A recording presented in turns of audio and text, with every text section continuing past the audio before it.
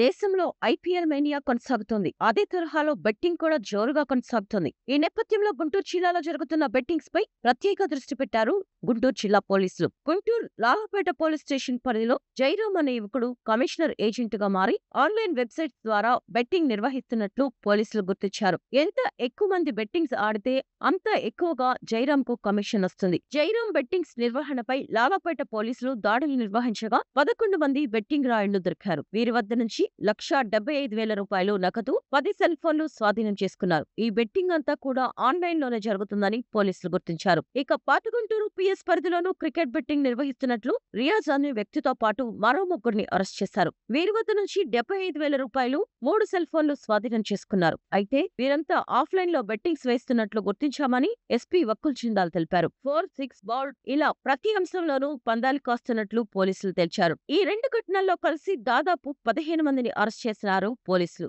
వారి వద్ద నుంచి సుమారు రూ. 2,00,000 నగదు, 13 సెల్ ఫోన్లు స్వాధీనం చేసుకున్నారు. ప్రజలు ఎవరూ బెట్టింగ్ మోజులో పడొద్దని, దానివల్ల డబ్బులు పోవడం తప్పితే రావడం ఉండదని ఎస్పీ వక్కుల్ జిందాల్ తెలిపారు. ఆన్లైన్ యాప్స్ వాళ్ల కమిషన్ కోసమే బెట్టింగ్స్ నిర్వహిస్తాయని, బెట్టింగ్స్ చట్టరీత్యా నేరమని, ఎవరైనా బెట్టింగ్స్ కు పాల్పడితే వారిపై కఠిన చర్యలు తీసుకుంటామన్నారు.